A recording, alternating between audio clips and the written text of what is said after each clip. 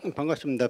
오늘 제가 말씀드릴 주제는 신채호의 역사관과 식민사관이라는 큰 주제인데요. 여기 보면 1, 2, 3, 4 이렇게 돼 있는데 주로 이제 3본 상고사 복원에 나서다가 이제 주로 강의할 내용이 되겠는데요. 그 전에 이제 나눠드린 요걸 잠깐 해서 이제 말씀을 드리면은 우리가 한 세기 전에 이제 일본 제국주의의 나라를 빼앗겼을 때 빼앗긴 영토를 되찾기 위해서 이제 독립전쟁, 독립운동을 하지 않았습니까? 그런데 이때 영토를 되찾기 위한 그 전쟁만 한 것이 아니라 사실은 역사 전쟁을 같이 했어요. 그래서 우리가 아는 여러 독립운동가들, 그 무원 김교원 선생이라든지 그 대한민국 임시정부 2대 대통령이 누구시죠? 백암 박은식 선생님이죠. 이분도 역사학자고, 단재 신초 선생 역사학자고, 성재 이수영 선생 역사학자고, 이분들이 다 역사학을 같이 하셨습니다. 왜 그러냐면 바로 그 역사학에서 독립전쟁의 논리가 나온 겁니다.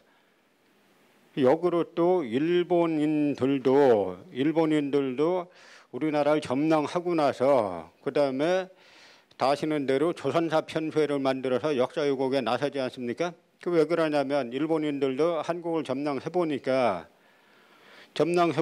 이 역사관을 바꿔놓지 않으면은 이게 계속 통치하기가 힘들겠다라고 생각해서 이제 일본인들이 아주 조직적으로 역사 이제 왜곡에 나서게 되죠. 근데 일본인들의 역사 왜곡에 맞서가지고 그러니까 일제시대 때 빼앗긴 영토를 되찾는 영토전쟁, 그 다음에 역사 해석권을 둘러싼 역사를 어떻게 해석할 것인가라는 역사 해석권을 둘러싼 그런 역사전쟁을 하는데 그 독립운동가들은 다 그 역사전쟁의 최전선에 계셨던 분들입니다. 그런데 이분들이 대부분 또 한국 고대사를 하셨어요.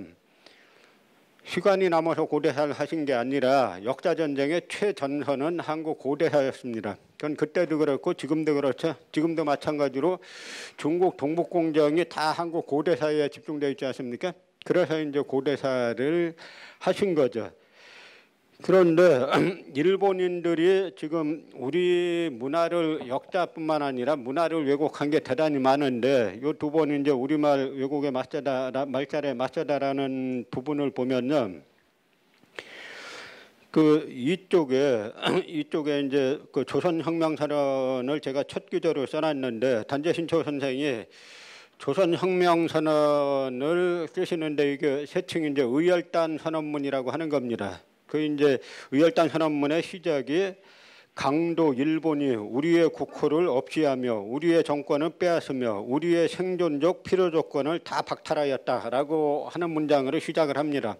그런데 제가 여기에서 고딕으로 쓴 이 부분을 보면은 조선혁명선언이 단순히 이제 일본과 맞서 싸우자가 아니라 아주 치밀한 우리말, 우리 역사에 대한 여러 논리가 있어요. 그 대표적인 구절을 제가 이제 뽑아놓은 건데요.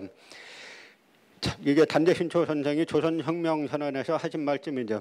자녀가 나면 일어를 국어라, 일문을 국문이라 하는 노예 양성소 학교로 보내고, 그러니까 일본어를 국어로 가르친다는 거죠. 그리고 일본 문을 국문이라고 가르친다는 겁니다. 일제시대 때.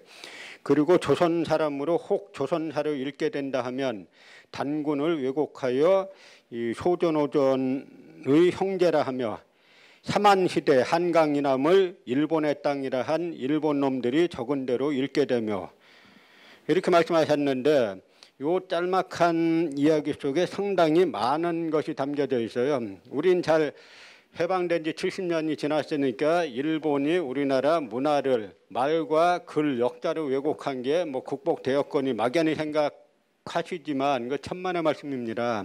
한 예로 우리 지금 우리 글을 보면 한글 맞춤법 통일안을 보면 우리는 한글날 되면은 항상 방송이나 뉴스에서 이야기하죠. 한글이 세계에서 가장 완벽한 표현 문자라는 등 이런 얘기 하지 않습니까? 실제로 그렇게 생각하냐 이거예요. 그리고 실제로 그렇게 구조가 돼 있느냐 하는 이야기입니다. 우리 지금 한글 맞춤법 통일안을 보면은 이 P자와 F자 구분 못하게 돼 있죠. 그 다음에 B자와 V자 이것도 구분 못하게 돼 있지 않습니까? L과 R 이거 구분 못하죠? 벌써 6 알파벳 중에 많지도 않은 글자 중에 6글자나 구분 못하는데 뭐가 세계에서 가장 뛰어난 표현 문자고 이렇게 이야기합니까? 그럼 이것이 현재 한글 맞춤법 통일안에 의하면은 이거 구분 못하게 돼 있어요.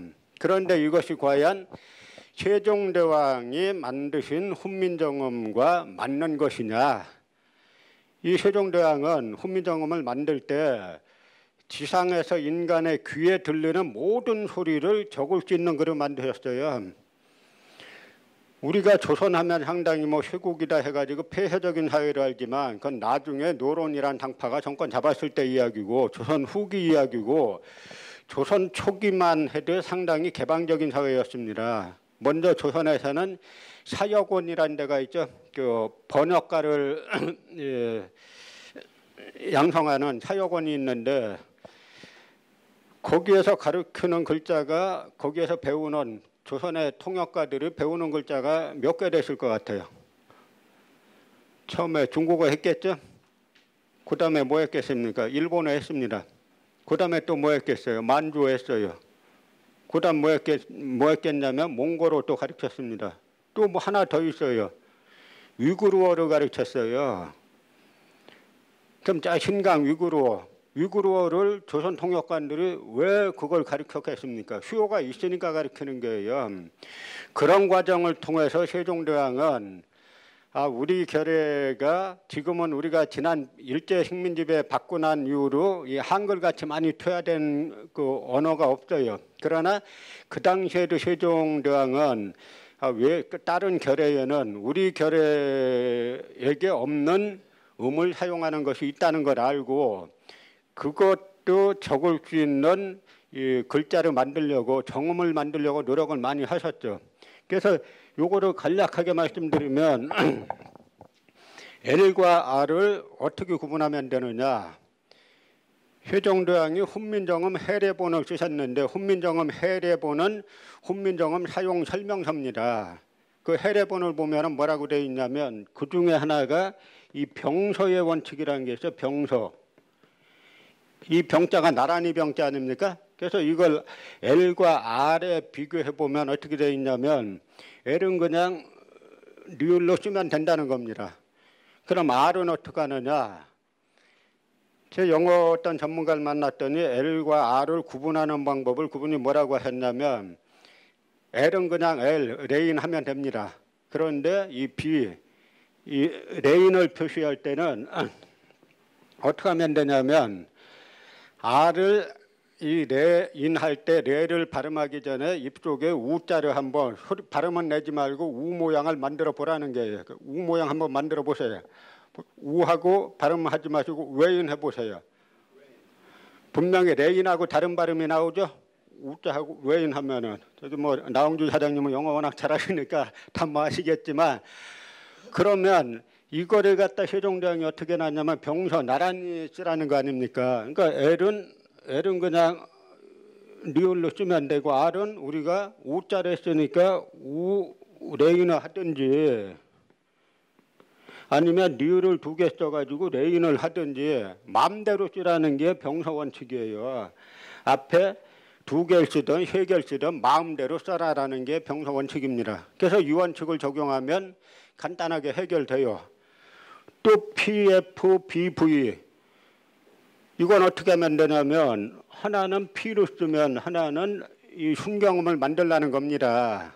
이걸 갖다가 세종대왕은 이 연서원칙이라고 하셔가지고 이것도 마찬가지로 이걸 B로 하면 비읍 순경음을 만들면 된다는 거예요. 세종대왕이 이걸 다 해놨습니다. 그런데 요즘 같은 국제화 시대에 지금 한국이 일본하고 똑같이 영어에 그렇게 많은 돈을 투자하고도 영어 제일 못하지 않습니까? 이게 왜 뿌리를 찾아보면 우리는 뭐든지 잘못된 거에 뿌리를 찾아보면 전부 다 일제 강점기 때 원인 있는 게 99.9%예요. 이것도 1912년에 일본이 보통 학교용 요즘 말로 하면 초등학교용 언문 철자 표기법을 만들어 가지고 우리말을 대폭 제한을 합니다. 그랬다가 제한된 우리말에다가 그다음에 1930년대에 두음 법칙을 집어넣은 거예요. 여러분, 두음 법칙이 말이 된다고 생각하십니까? 전 세계 모든 나라가 앞에 리을 발음 안 하면 우리도 뭐 따라가자 할 수 있는데 전 세계 모든 나라가 리을 발음 다 하지 않습니까?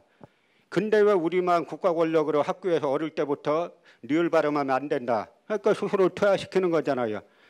전혀 세종대왕이 만든 훈민정음 창제 원칙하고는 전혀 다른 걸 갖다 지금까지 가르치고 있는 거예요. 다 일본인들이 만들어 놓은 겁니다. 그래서 이걸 갖다가 지금 고치자라고 하면은 쌍수 들고 반대하는 사람들이 또 국립국어원 쪽이에요. 근데 한국은 참 이상한 나라입니다. 일본, 중국의 역사 왜곡의 마스터라고 동북아 역사재단을 만들어 놓으면 오히려 거기 동조하고 있고, 이 원칙으로 제가 새로운 걸 말씀드린 게 아니라 세종대왕이 다 병서 연서 원칙을 만들어 놨으니까 초등학교 유치원 때부터 이걸 가르치면은 왜 못하겠어요? 다 하죠. 그거 하자 그러면 귀 쓰고 반대하는 사람들이 또 그거 하는 사람들이에요. 뿐만 아니라 요즘 뭐 검찰, 법원 시끄럽지 않습니까? 이게 다 보면은 우리 조상들은 처음에 고려도 그렇고 특히 정도전이 조선을 설계할 때, 개국을 설계할 때 가장 중점을 둔 게 뭐냐면 권력형 부정부패를 어떻게 막느냐, 이게 아주 신경을 썼어요. 그러면 권력형 부정부패 막는 첩경이 뭐냐면 권력을 상호 견제시키는 겁니다. 그래서 수사권을 조선에서 여러 기관에 나눠놨어요. 첫째, 지금의 검찰 비슷한 데가 사원부입니다. 그런데 사원부가 부패하면 어떻게 하느냐, 그러니까 의금부를 만들어놔요. 그래서 사원부에 접수했는데 뭐 이리저리 요즘같이 이리저리 자기들끼리 안 하면 의금부로 가면 의금부에서 수사하다 일 있으면 바로 사원부 구속시켜요. 뿐만 아니라 형조, 지금의 법무부에도 수사권이 있어요. 그다음에 한성부에도 수사권이 있습니다. 그러니까 이거는 조선의 이런 상호 권력 상호 견제 원칙에 따르면 이 뭐 한 기관이 자기 마음대로 하고 싶으면 하고 하기 싫으면 안 하고 이런 건 상상할 수가 없어요. 그럼 이게 왜 이렇게 됐느냐? 이것도 1912년을 주목해야 되는데요. 1912년에 일본에서 조선 형사령을 만들면서 아까 보통학교용 업무철자 표기법 때 1912년에 했다 그랬죠. 1912년에 조선 형사령을 만들면서 검찰에다가 수사권 기소권을 그냥 독점시킨 게 뿌리예요. 왜 그렇게 했느냐? 독립운동가 때려잡기 위해서 그렇게 만든 겁니다. 그래서 마음대로 기소하려면 기소하고 안 하려면 안 하고, 그 뿌리가 전부 다 1912년 일본에서 만든 조선 형사령에 있고, 이 1912년에 또 뭘 하냐면 조선 민사령을 만들고 또 조선 회사령을 만들어서 민족자본의 형성을 억제하고, 다 이게 우리가 지금 이 잘못된 우리 선조들이 조상들이 나라 만들 때 이렇게 허술한 나라 만들지 않았어요. 이거 상상도 못하는 겁니다. 예를 들어서 조선에는 또 상피제라는 게 있어요. 상피. 서로가 내가 예를 들어서 뭐 이제 사헌부에 근무하는데 나하고 8촌 되는 사람이 비슷한 부서 가면 자기가 스스로 둘 중에 한 명은 사표를 내야 돼요. 공개적으로. 나하고 비슷한 사람이 같은 부서에 있으니까 안 됩니다. 사돈이 와도 안 되는 거예요. 상피제를 아주 엄격하게 적용해서 심지어 세종 때는 무슨 일까지 있냐면 상피제가 가장 엄격하게 적용되는 수사기관하고 법원이에요. 그러니까 심지어 세종 때는 이 상피제 때문에 재판할 사람 구하기가 힘들다는 겁니다. 그 정도로 엄격했어요. 그러니까 그 법에 백성들이 복종을 하는 겁니다. 그러니까 그 시스템이 이런저런 많은 문제점에 의해서도 500년 가까이 올 수 있었던 그 배경이 이런 데 있는 거예요. 제가 이제 조선 후기 비판은 많이 했습니다만 조선이란 사회는 상당히 뛰어난 부분도 있고 후대에 노론이라 한당파가 일당 독재를 하면서 많이 이제 무너진 부분들이 있죠. 그러나 그 우리 선조들이 만들었던 좋은 제도들은 지금 되살리면 됩니다. 그럼 당시 조선이 갖고 있던 이 권력 견제 기능, 이거는 세계 최고예요. 그 조금 더 말씀드리면 조선에서는 센 기관이 뭐냐면 양사라고 불렸던 사헌부 사관원인데요. 이 관료들은 젊은 사람들입니다. 이 사람들에게 뭐가 있냐면 탄핵권이 있어요. 그 영의정이고 뭐고 문제 있으면 다 탄핵합니다. 그런데 그 탄핵 제도 중에 뭐가 있냐면 풍문 탄핵제. 저 누구 영의정 보니까 뭐 누구하고 이 소문이 어디 돈 먹었다는 소문이 있더라. 그럼 탄핵하는 거예요.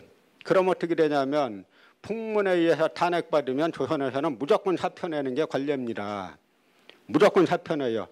그래서 한번 그런 이의제기가 됐어요. 풍문 탄핵은 너무 심하지 않습니까? 그 사실관계로 조사해야 되지 않습니까? 하니까 사헌부에서는 그런 풍문이 그런 소문이 돌게 처신한 당신이 잘못이다. 어떻습니까? 이 탄핵권을 젊은 사헌부 사관원 관료들에게 주다 보니까 대신들이 이 양사 사헌부 사관원 이 관료들을 잡을 생각하지 않겠어요? 자기 영향력에 두려고.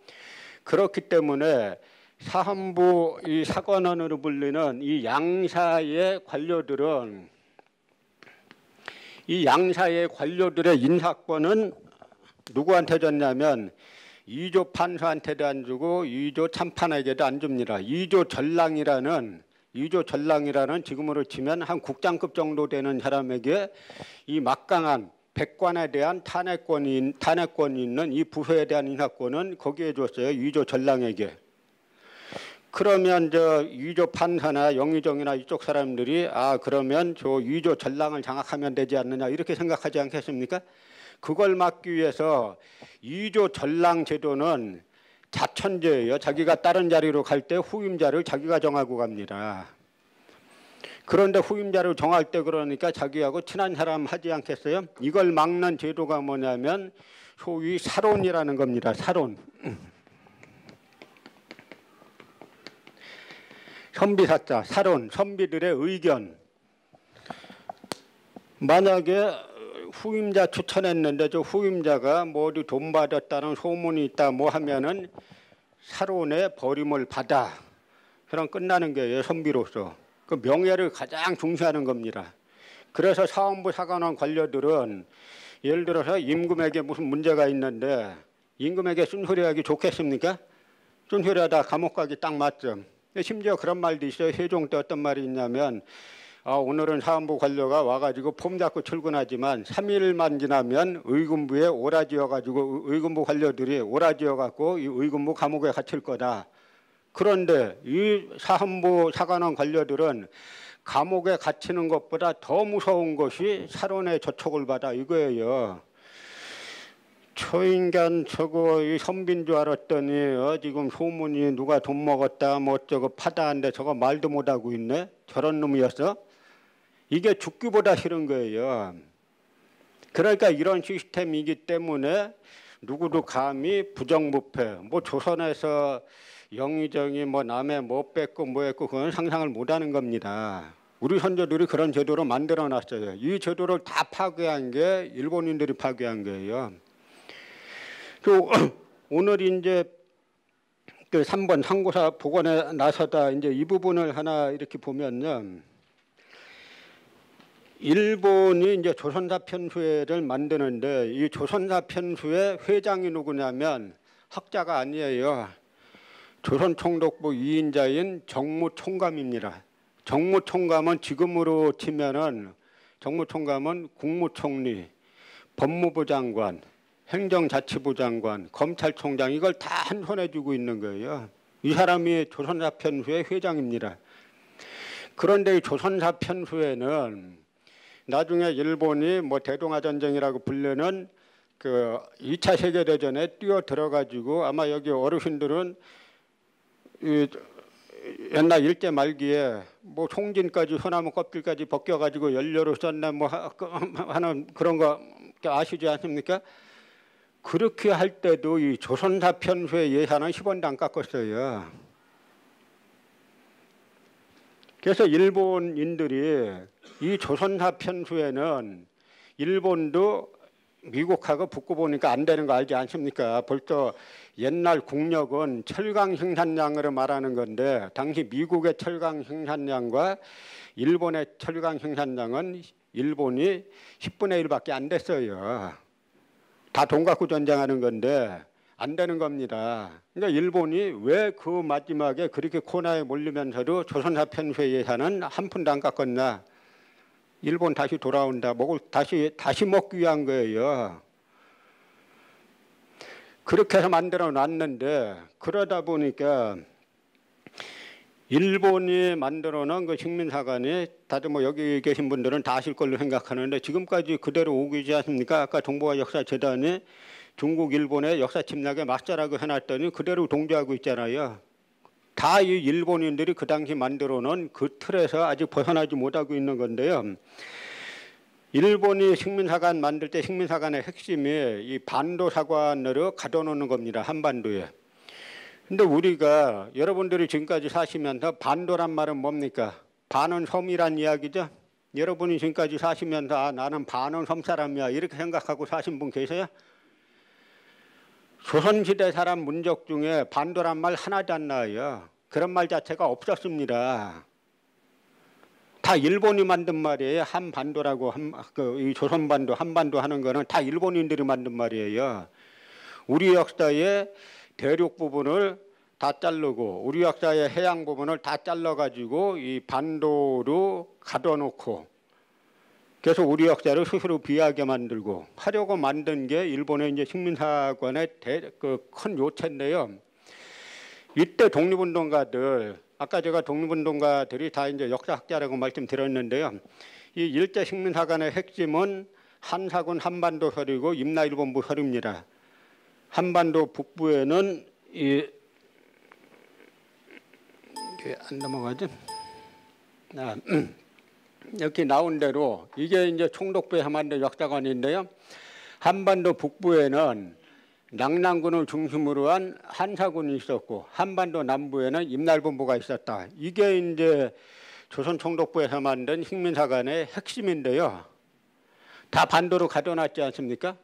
그러니까 아까 단재신초 선생이나 뭐 다 이런 분들은 이 낙랑군, 한사군 이것이 한반도 북부에 있지 않고 여기 지금의 하북성 일대에 있었다라고 주장하셨어요. 그리고 아까 우리가 읽은 대로 이 삼안을 갖다가 다 일본의 식민지로 한다라고 이 단재 선생이 말씀하셨듯이 임나일본부 같은 건 존재하지도 않았다라고 단재 선생이 다 말씀을 하셨는데 아직까지도 이 한국의 소위 뭐 강단이라고도 불리고 식민사학이라고도 불리고 요즘 들어서 뭐 매국사학이라고도 불리는 이쪽 사람들은 아직까지도 이 한사군, 낙랑군이 한반도 북부에 있다라고 주장합니다.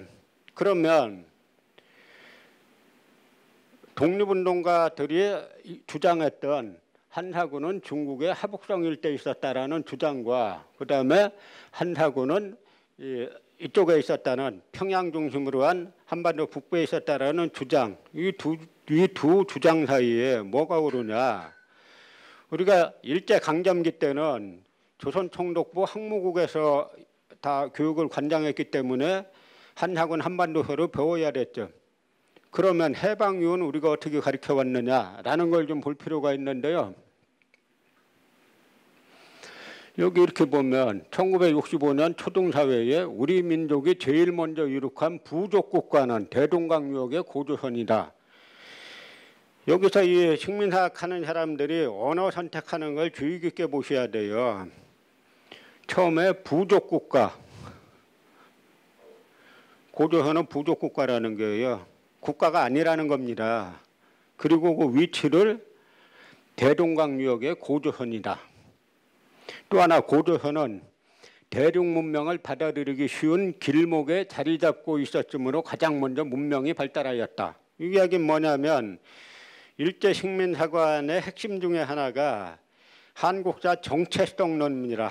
한국사 정체성론. 그러니까 한국인들은 자발적인 역사 발전 능력이 없기 때문에 외국의 식민 지배를 받거나 외국에서 선진 문물을 수입해야만 문명이 발전하지 코리안들은 독자적으로 문명을 발전시킬 수 없다라는 게 한국사 정체성론인데 이게 요즘 와가지고는 소위 식민지 근대화론으로 바뀐 거예요. 이게 한국사 정체성론을 그대로 써놓은 겁니다. 대륙문명을 받아들이기 쉬운 길목에 자리 잡고 있었으므로 가장 먼저 문명이 발달하였다.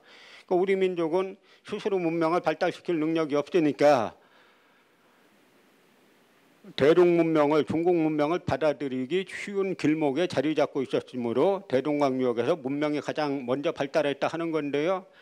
아니, 대동강 유역이 아까 이 지도로 보시면은 이 대동강이 여기인데 여기에 자리 잡고 있으면 이 대륙문명을 받아들이기 쉬운 자리입니까, 여기가?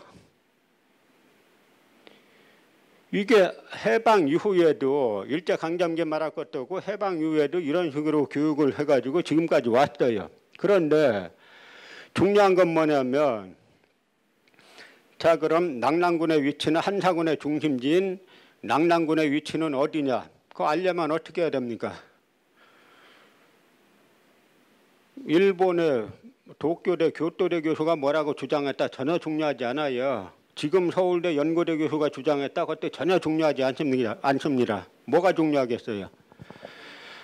한사군이 실제로 존속하고 있었던 시기에 쓴 역사서들, 한사군이 실제로 있었다는 시기에 쓴 역사서들, 그 역사서들은 뭐라고 말하고 있느냐? 우리 책은 없죠? 다 중국 책이죠? 그러니까 기본적으로 우리가 분리합니다. 중국은 춘추필법이라는 게 있지 않습니까?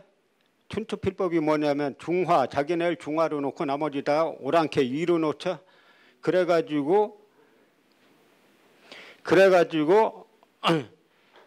중국에 분리한 거는 일체 쓰지 않는 게 춘추필법이에요. 그러니까 분리할 수밖에 없어요. 그런데 그 분리한 중국 사료를 이렇게 보면은 뭐라고 돼 있냐면 한서가 중국 한나라 정사입니다. 그러니까 한사군이니까 이 중국 정사에 뭐라고 돼 있냐면 한서 설전열전에 사고할 낙랑속 유주, 안사고가 말하길 낙랑군은 유주에 속해 있다. 이게 무슨 말이냐면 요즘 말로 하면 유주도 낙랑군 그런 뜻인데요. 그러면 유주도 낙랑군 이렇게 돼 있는데 요즘 말로 하면은 어떻게 돼요? 유주가 지금의 북경인데 도 단위는 저 북경에 있고 구는 평양에 있고 이게 말이 되겠어요? 옛날에 이 한나라 때도 한고조 유방이 뭐였습니까? 정장이란 아주 낮은 벼슬을 처음에 했었는데 정장이 뭐냐면 삼림리마다 있는 역참 관리하는 거예요. 옛날에도 도에서 이 문서를 전달하라고 하면은 최소한 하루 내에 다 가야 되는 겁니다. 그 자기네 범위에는. 근데 북경에서 문서 보내면 평양까지 하루에 오겠어요? 조선시대 조선의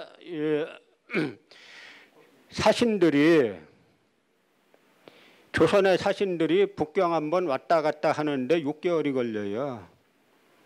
그러면 상급 단위는 도 단위는 이 도청 소재지는 북경에 있고 군청 소재지는 평양에 있다. 말 자체가 안 되죠. 그다음에 후한서 광무제 본기에 보면 낙랑군 고조선국이야. 제요동. 낙랑군은 고조선국이야. 옛날 조선국이다. 거긴 어디냐면 제요동. 요동에 있다. 이때 요동은 과거에 지금 요동하고 이때 요동하고 달라요. 지금은 요 강이 요하지 않습니까? 요하를 기준으로 이 동쪽을 요동이라고 하죠. 그래서 여기 요동반도라고 하는데 그거는 이 한 그 중국의 요나라가 들어서고 난 이후에 불리고 이 당시 고조선과 한나라 시대의 요동은 이 지역이에요. 그런데 설사 뭐 백보를 양보해가지고 지금의 요동이라고 쳐도 아니 이 평양이 요동이 됩니까? 그럼 최영이나 정도전은 다 정신병자들이죠. 왜 요동 수복한다고 왜 압록강을 왜 건너려고 해요? 그렇지 않습니까? 그러니까 이걸 이렇게 보면은 또 이것뿐만 아니라 후한서 최인열전에 보면 장자면 속 낙랑군 기지제요동, 장자면은 낙랑군에 속해 있는데 기지 그 땅은 제요동 요동에 있다. 낙랑군 하나에 읍면 단위가 25개가 있는데 그 중에 하나가 장잠현입니다. 그 땅은 귀주제 요동에 있다. 중국 사료는 일관되게 요동에 있다라 그러잖아요. 그런데 이 사람들은 그냥 우기는 거예요. 아니 평양에 있다. 아니 그럼 왜 중국 고대 사료에서 요동에 있다라 그러는데 당신네는 왜 자꾸 평양에 있다 그래? 이 사람들이 계속 지금까지 주장한 게 뭡니까? 자기네는 실증사학이라는 거죠. 사료 근거를 가지고 하고 있고 우리 같이 이제 식민사관 비판하는 사람들은 뭐 사료가 없다 이런 식으로 거짓말 시키다가 요즘에 와선 차차차차 역전됐죠.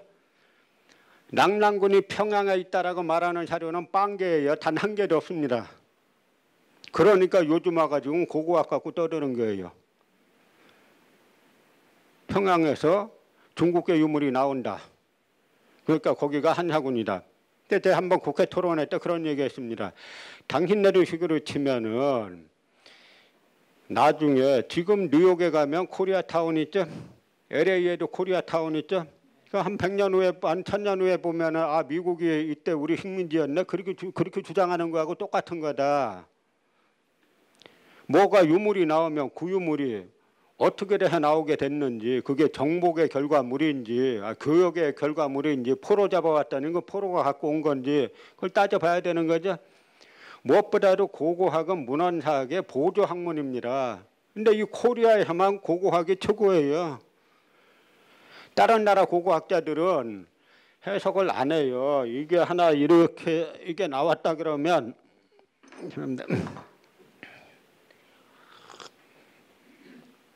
이게 하나 나왔다 그러면 고고학자들은 다른 나라 고고학자들은 이 유물이 예를 들어서 보니까 가약 거다. 가약의 톡이다. 그까지만 딱 이야기해요. 근데 우리나라 학자들은 자기가 해석을 다 해버려요. 고고학자들이. 그런데 그 해석이 문헌사학하고 다 배치되는 겁니다. 문헌사학이 위주예요.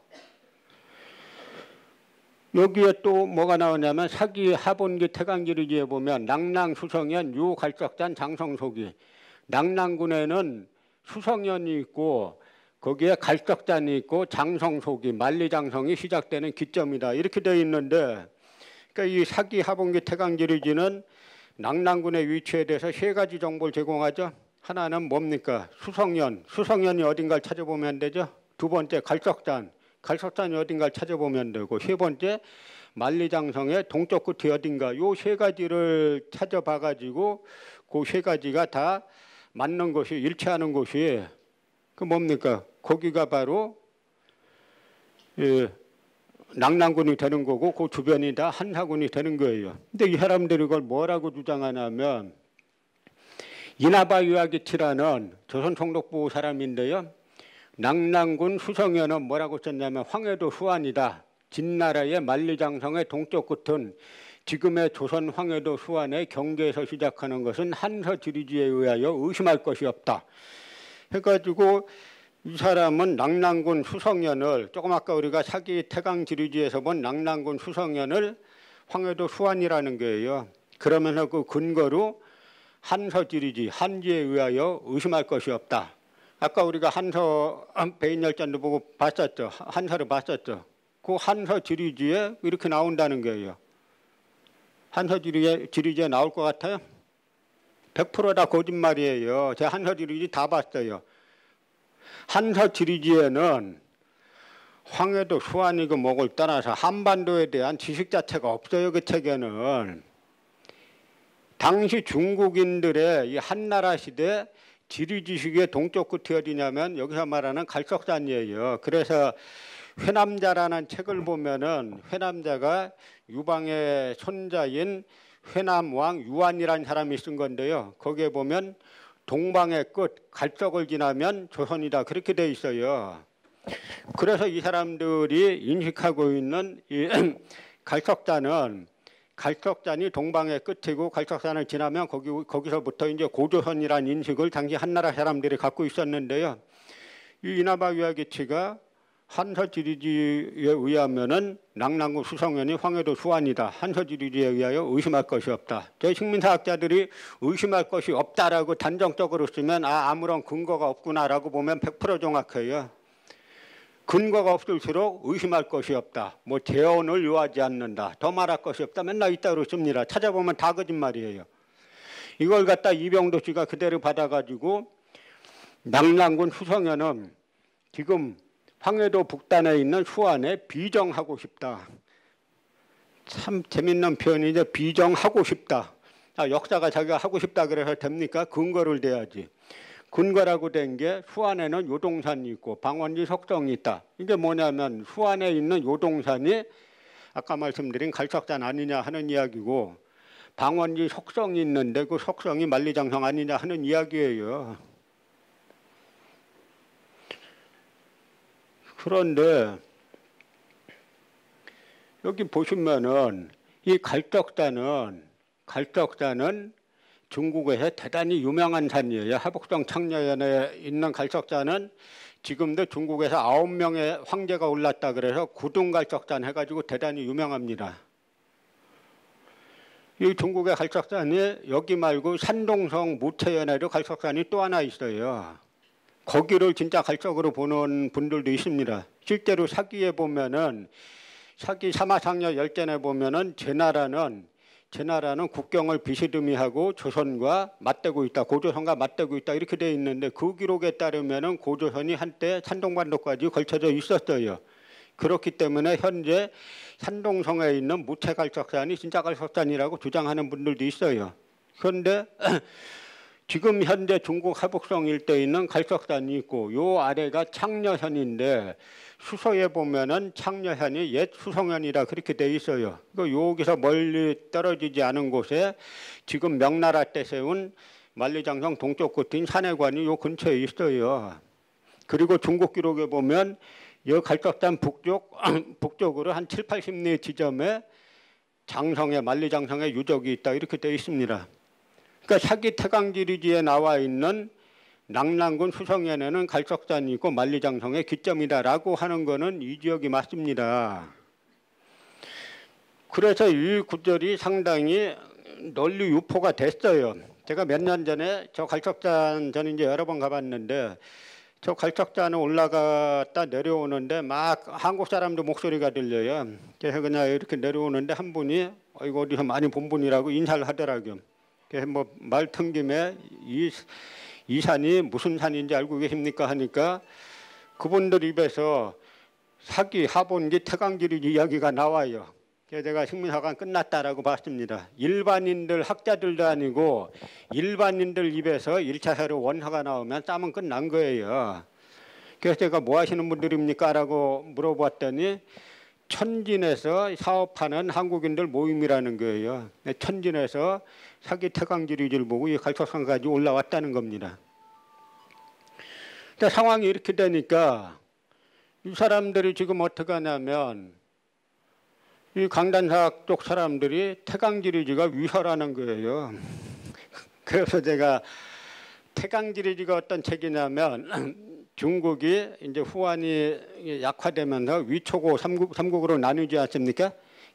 위초고 유명한 뭐 유비와 손건과 조조가 싸우는 위초고 싸움의 최종 승자는 위나라에서 나온 진나라죠. 사마시 집안이 만든 진나라가 되죠.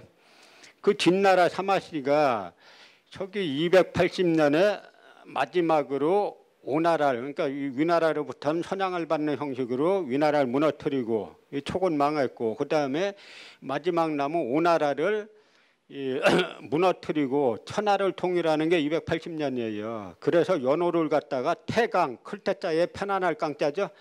천하를 통일했기 때문에 세상이 크게 편안해졌다라고 해서 연호를 태강으로 바꾸고 중원을 통일했으니까 저기는 진나라가 전체 중원을 통일했으니까 지리지를 다시 만들어야 되잖아요. 행정구역을. 그래서 만든 게 태강지리지예요. 이걸 위협하는 게 지금 와서 코리안들이. 그래서 제가 국회 토론회 때 어디 딴 데 가서 그런 말 하지 마세요. 정신병자 취급받아요.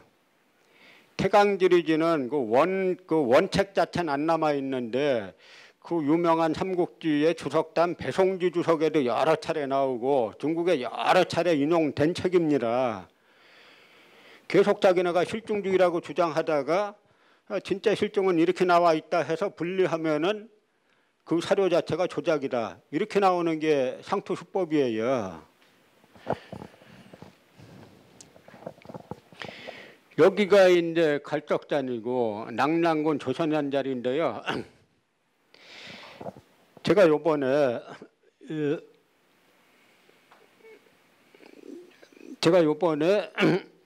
뭐 동북아 역사재단에서 주최해가지고 소위 이제 강단사학자 이제 몇 분하고 동북아재단 뭐 이사장도 뭐 가시고 저희 이제 유종서 원장님도 가시고 뭐 미래로 가는 바른역사협의회 이제 허성관 장관님 상임의장님도 가시고 해가지고 한번 요소 지역 답사를 동북아재단에서 가자 그래가지고 같이 갔다 왔어요. 가서 이제 3일 동안 매 저녁마다 세미나를 했습니다. 그때 제가 발표할 때 뭐라 그랬냐면 지금 여러분들은 기자조선 자리에 유만조선이 섰고 그 유만조선 자리에 낙랑군 조선현이 섰다. 그러니까 기자조선 도읍지 자리에 기자조선 도읍지 자리가 유만조선의 도읍지고 유만조선의 도읍지 자리에 낙랑군 조선현이 섰다. 지금 이렇게 주장하는 거 아니냐. 그런데 그거는 당신들 생각이고 정작 한서지리지 한나라의 정사인 한서지리지는 달리 말하고 있다. 뭐라고 말하고 있냐면 한서지리지는 낙랑군 조선현하고 요동군 험독현 군 자체를 따로 분류해놨어요. 그래서 낙랑군 조선현은 기자조선의 도읍지에 세운 거고 요동군 험독현은 위만조선의 도읍지에 세웠다라고 한서지리지에 그렇게 나눠놨어요. 그래서 중국에서 동북공정 추진하다가 요동군 험독현이니까 그 요동에 그려놔야 되잖아요. 낙랑군 조선어는 이 사람들이 억지로 이게 다 이 중국 동북공정 지도를 제가 이제 좀 이 사람들이 쓴 걸 좀 보기 좋게 해놓은 건데요. 읽기 좋게. 여기에 낙랑군 수성현을 여기 갖다 놨지 않습니까? 그런데 낙랑군 수성현을 여기 갖다 놨으면은 아까 제가 말씀드린 낙랑군 수성현에는 갈석산이 있고 만리장성이 시작된다 이렇게 되죠. 만리장성을 여기까지 끌어다 놨어요. 중국에서. 중국 모든 박물관 가보면 이 지도 다 있습니다. 그런데 여기다 갈석산은 못 그려놨죠. 갈석산은 여기다 그려놨어요. 왜냐하면 아까 말씀드린 대로 이 갈석산은 중국에서도 9명의 황제가 올라갔던 너무 유명한 산이에요. 우리로 치면 설악산쯤 됩니다. 그러니까 우리가 역사 왜곡한다고 설악산을 대만이나 일본에 갖다 놓으면 딴 거 2000년 전에 지명은 모를 수가 있지만 아니 설악산이 왜 대만에 가 있지 이러지 않겠어요? 그러니까 이 사람들이 갈석산은 그냥 여기다 갖다 놨는데 갈석산에 올라간 첫 번째 임금이 누구냐면 진시황이에요. 진시황이 중원을 통일하고 나서 내 땅의 동쪽 끝까지 가본 데가 갈석산입니다.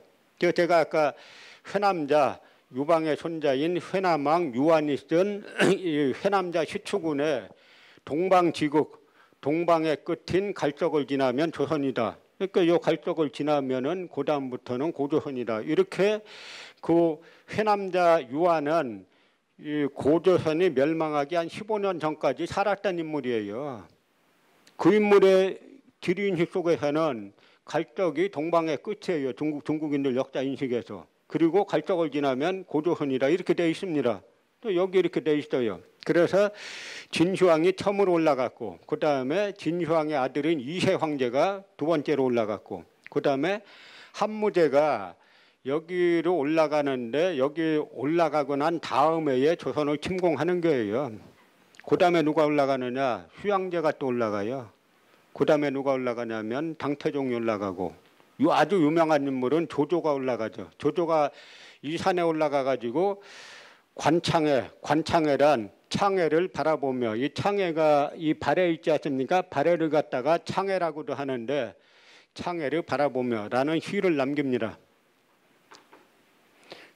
명확해요. 그러니까 더 이상 황해도 수안에 뭐 봉황산이네 뭐 방원진의 석성이네 이제 말할 게 없어졌으니까 이 사기 태강지리지를 위서로 모는 거예요. 그런데 이 사람들이 지난 70년 동안 견제받지 않고 식민사학을 하다 보니까 이 사람들이 나랐던 대로 다 독식을 합니다. 이 지도가요. 이 지도가 동북아 역사 재단에서 약 60여 명의 학자들에게 지난 8년 동안 약 45억 원에서 50억 원의 돈을 제공해가지고 동북아 역사 지도란 걸 만들었는데 그중에 제가 한 장만 이게 가져온 겁니다. 여기 이 지도를 보면은 제목이 고구려의 성장 해갖고 1120년에서 300년까지로 돼 있죠. 그런데 이 지도를 보면은 고구려하고 중국의 국경이 300년, 서기 300년까지 이렇게 세로로 돼 있어요. 이렇게 세로로. 여기는 다 중국 땅이라는 겁니다. 여긴 다 중국 땅이고 고구려는 여기에 갇혀 있다는 거예요. 그래서 이렇게 국경을 세로로 해놨어요. 근데 자고로 국경이라는 건 강이나 산맥으로 자연스럽게 형성되는 거 아닙니까? 지금 임진강이 그렇게 안 되다 보니까 철책치고 얼마나 지금도 힘들어요. 예를 들어서 한강이 국경이 됐으면 별로 힘들 거 없죠. 그냥 한강 저쪽, 남쪽, 북쪽 이쪽에 지키면 되는데 한강을 가운데로 잘라놓으면 잘라서 국경 만들면 그다음에 복잡한 문제가 발생하죠. 산맥도 마찬가지고. 그래서 제가 아니 이렇게 고구려하고 중국의 국경이 한나라 후한이 이렇게 돼 있으면은 벌써 산맥으로 쳐도 낭림산맥, 천산산맥, 뭐 이 장백산맥, 강으로 쳐도 혼강, 압록강, 무슨 강 산맥을 서너 개 세로로 자르고 강을 서너 개 세로로 잘라가지고 국경이 형성됐다 하는 이야기인데 그런 국경 봤습니까? 그래서 국회에서 국회 동북아 역사회국 특별위원회에서 저한테 이 지도를 좀 평해달라 그래가지고 이 지도 나가면 큰일 납니다. 큰일 나는 이유가 요거 전 단계를 보면 북한 지역은 다 중국에 다 넘겨줬어요. 그리고 여기에 보시면은 서기 300년인데 한반도 남부에는 백제도 없고 신라도 없고 가야도 없어요. 무엇보다도 중요한 건 독도를 일관되게 한 번도 안 그렸어요. 독도를 빼놨어요. 이 지도 나가면 대한민국 국민으로 대한민국 정부기관에 해나가면 큰일 납니다. 이거 이렇게 나갔다가는 북한 유사시에 중국이 북한 차지하고 우리 땅이다. 우리가 항의하면 당신네 정부에서 이 지도 만들었잖아 하면 뭐라고 할 거예요. 실제로 그런 일이 벌어졌어요. 실제로 2012년에 중국이 동북공정 진행하다 보니까 처음에는 한국의 학자들이 신경 쓰다 하다 보니까 이 사람들이 놀란 거예요. 한국 학자들이 다 자기네를 지지하고 있네. 한국 고대사 학자들이. 그래서 어떻게 됐냐면 중국이 자신감을 얻고 2012년에 이 중국과 조선, 그러니까 중국과 북한의 국경 변경에 관하여란 이 지도와 해설집을 미국 상원 의회 조사국에 제출해요. 북한 강역은 다 자기네 거였다라는 지도죠. 그러니까 미국이란 나라는 제국 아닙니까? 그러니까 미국은 중국이 지금 뭐 필리핀하고도 영토 분쟁하고 베트남하고도 하고 또 이제 뭐 북한 이러고 하니까 미국은 어떻게 했냐면 그걸 갖다가 한국 정부에 반박 논리를 한국 정부의 입장은 뭐냐 하고 한국 정부에 보냈어요. 그랬더니 한국 정부에서 동북아 역사재단에 답하라고 내려보냈습니다. 그랬더니 당시 동북아 역사재단 이사장하고 이 지도 만든 책임자하고 외교부 고위 관료하고 미 상원에 가가지고 예, 그 지도 대부분 맞네요. 그러고 전달하고 왔어요. 그래서 현재 미국 상원에는 이따위 지도가 한국 입장으로 가 있는 거예요. 북한 유사시에 중국이 북한 차지하고 이거 우리 거다 한국 정부에서도 이렇게 해왔지 않느냐라고 하면 할 말 없어요 지금. 그래서 제가 이제 그런 의견을 전달했더니 이 지로 나가면 큰일 납니다. 독도를 일본이 차지하고 미국이 우리가 만약에 북한하고 싸우면은 중국하고 싸우면 미국은 우리 편 들죠. 한국과 일본이 싸울 때 미국이 어느 편 들겠어요? 카스라 테프트 미략 아시죠? 일본이 이 대한제국을 차지하는 대신에 미국이 필리핀을 차지한다. 밀양 맺었잖아요. 일본과 한국이 본질적인 문제 갖고 싸우면 미국은 일본 편 들어요. 그러면 지금 일본이 미국의 양해를 얻어가지고 예를 들어서 독도를 정적 침략합니다. 그러고 나서 니네가 국고 50억 원 들여서 만든 지도에 독도 안 그려놨잖아. 공식 지도에. 그럼 뭐라 그러겠어요? 할 말 없는 거예요. 그런 의견을 이제 전달하니까 국회 동북아 특위에서 저를 좀 나와달라 그러고 이 지도 책임자 나와달라 그래가지고 토론회 했습니다. 제가 물어봤어요. 이 고구려와 이 한나라 후한의 이 국경선을 세로로 이렇게 그려놨는데 산맥과 강을 다 자르고 세로로 그려놨는데 이렇게 그린 사료적 근거가 뭡니까? 라고 물어봤어요. 그랬더니 이 양반이 삼국사기 삼국지에 그렇게 나와 있습니다. 그때가 지금 인터넷으로 원문 다 확인해 볼 수 있어요. 지금 당장 확인해 봅시다. 삼국사기 어느 왕 몇 년쯤에 고구려하고 중국이 세로로 국경했다고 어느 왕 몇 년쯤에 나옵니까? 그랬더니 답변이 뭔지 아세요? 지금 갑자기 생각이 안 납니다. 안 나긴 뭐가 안 나? 다 거짓말이지. 왜 그럼 여러분이 궁금하시죠? 왜 국경선을 이렇게 해놨을까? 여기를 갖다가 313년까지 이 식민사학의 견해로는 313년까지 유일대가 낙랑군하고 대방군이 있었다는 거예요. 그런데 고구려가 여기를 다 차지하면은 여기가 갇히지 않습니까? 중국 한사군이 갇히잖아요. 그러니까 억지로 교통로로 만들기 위해서 이렇게 그려놓은 거예요. 그래서 중국이 아까 말씀드린 지도, 만리장성이 한반도 내까지 들어와 있는 지도의 이론을 제공한 거는 어디냐면 일제 식민사관이고 그걸 계승한 한국인들, 이 식민사학자들, 이 사람들이 제공한 거예요. 그런데 제가 요번에 갔을 때 무슨 얘기했냐면 낙랑군 조선현과 요동군 험독현이 다르다. 그래서 중국인들은 낙랑군 조선현은 여기에 그려놨는데 요동군 험독현은 여기다 그려놨어요. 여기에 보면은 요농성 서쪽에 이 안산시라고 있습니다. 안산시에 태안읍이라고 있어요. 태안읍의 손성자. 여기가 요동군 험독현이다. 중국 지도에 그렇게 돼 있고 그리고 이 지도에 대한 설명서가 있어요. 지도로 만들면 그 지도를 왜 그렇게 그렸는지 이론 설명을 해야 되는데 이론 설명서 한 책을 제가 보니까 뭐라고 돼 있냐면 이 험독현, 위만조선의 자리에 세웠던 험독현 하나만 조선반도에 있는 것은 불가능하다. 이렇게 자기네가 써놨어요. 그래서 제가 아니 그럼 우리가 중국하고 동북공정 싸우는 와중에 중국에서도 위만조선의 자리에 세웠던 험독현이 여기라 그러면 우리를 최소한 여기까지 와야 되는 거 아니냐. 중국이 동북공정 차원에서 위만조선의 도읍 자리에 세운 요동군 험독현을 이 요농성 안산시 태안읍이라고 하면 우리도 최소한 여기까지 와야 되잖아요. 그런데 당신네들은 왜 자꾸 여기라 그러냐, 왜 자꾸 평양이라 그러냐. 아무 말이 없어요. 그 사람들 실증이란 게 이런 거예요. 조금만 방심하면 거짓말이 입에 달고 삽니다. 국회 토론회 또 어떤 일이 있었냐면 북한에서 낙랑목간이라는 걸 발표한 적이 있어요. 2007년에.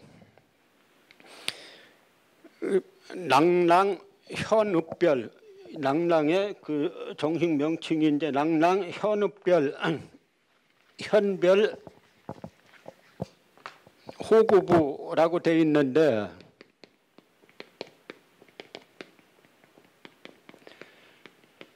낙랑의 현별 호구 이렇게 돼 있는데 저쪽 그 사람이 국회 토론회 때 나와가지고 이 낙랑 이걸 목간이라 그럽니다. 나무에 적었다 그래서 이 낙랑 목간에 의하면 낙랑군은 멸악산맥 동쪽에서 뭐 함경도 어디까지 걸쳐져 있었다는 것을 알 수 있다. 낙랑목관에 그렇게 나온다. 그렇게 발표했어요. 그래서 제가 질의 시간에 하나 물어봅시다. 이 낙랑목관에 멸악산맥이란 말하고 함경도란 말이 나옵니까? 안 나오죠. 안 나오는데 왜 그렇게 말하냐고 하니까 대방군의 위치를 놓고 볼 때는 그렇게 나옵니다. 그거야 당신네는 대방군은 황해도로 놓고 보니까 지금 낙랑군의 위치 비정할 때는 대방군이 황해도에 있었으니까 낙랑군은 그 위라 그러고, 또 대방군에 위치할 때는 기준이 뭐가 되냐면 낙랑군이 평안도에 있었으니까 대방군은 황해도에 있다 그러고, 기준이 없어요. 무엇보다도 중요한 게 낙랑목관에는 멸악산맥이란 말도 없고 함경도란 말 자체가 없어요. 제가 아까 말씀드렸죠. 이 중국인들은, 한나라 사람들은 한반도에 대한 갈석산 이 서쪽에 대한 지식 자체가 없었어요. 그런데 그렇게 막 이야기해요. 그러니까 우리 같은 사람이 없으면은 그 낙랑목관 저희가 안 봤으면은 원물은 실물을 아무도 못 봤어요. 그 한국에서는 사진으로만 봤죠. 사진을 보면 그런 말 안 나와요. 그 마치 나오는 것처럼 막 거짓말 시키지 않습니까?